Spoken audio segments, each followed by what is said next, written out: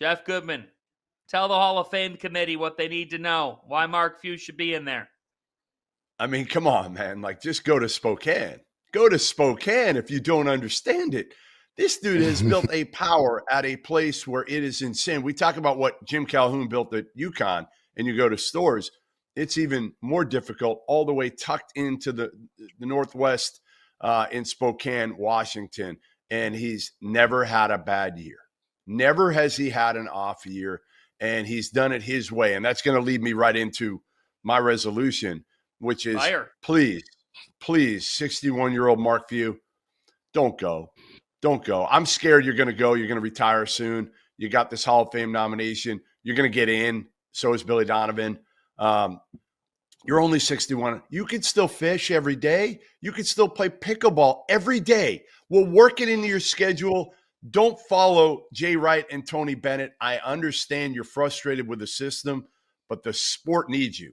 The sport, college basketball, needs Mark Few right now for his voice as well, for his coaching and what he's done for Gonzaga and for the sport, but for his voice, because he is unafraid to speak his opinion. There are a lot of guys that aren't like that, and Mark Few will say it the way it is, the way he believes. And I don't want him to go like next year or the year after, which I'm fearful is going to happen. Yeah, I hear you on that. John, what's your resolution? EK more minutes. You've got to figure out how you want to play. He's splitting minutes down the middle with EK and Huff at about 19 minutes a game. He's leading the team in points and rebounds in 18 minutes. I think that's enough for Coach Few to take him and play him 25 to 30 minutes a game. I think they would be better with him playing 25, 30 minutes a game. But I trust in the Hall of Famer. He knows more than I would ever know about basketball. So going to trust the process, but EK needs more minutes ASAP, and it better start after the new year. Yeah, look, it's fair. I mean, and they fed him against Kentucky, and look what he did. He had 28 points, 11 rebounds, 4 assists in that game. You know what mine is, guys? Got to calm down at times. Like, at times they just feel rushed. They run into mistakes. They gave that Kentucky game away against UConn. They allowed UConn's offense to then dictate how they were playing on offense. The other one is Nolan Hickman. Nolan Hickman has not been great in these big games. And he's too valuable a piece to the puzzle. And if he's not going to be great in these big games, then you got to change up your rotation. You know, against Connecticut, he really struggled. I mean, he didn't score in that game. Against Kentucky, he shot 1 for 7 from 3. Against Kentucky, Hickman, 1 for 7 from 3. Nembhard, 1 for 5 from 3. Battle, 1 for 5 for 3.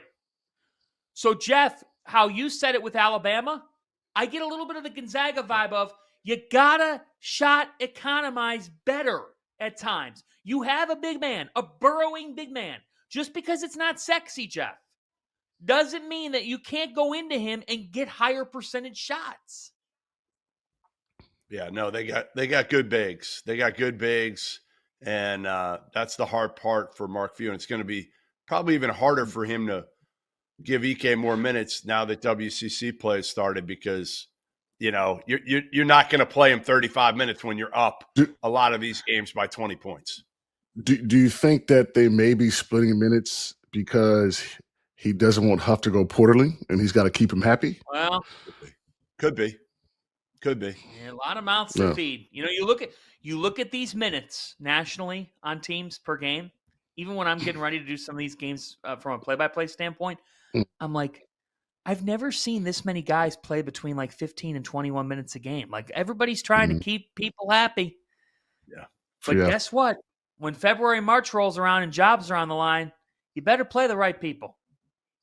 Right. You better play the right people. Well, I think the other part of that is, now Gonzaga is probably not the right example here, but a lot of these teams, coaches are trying to figure stuff out in the non-conference because they've got so many new guys, right? So they're trying to figure it out before they get to conference play. Gonzaga is not that way. Mark Few knows what he has, going into the year.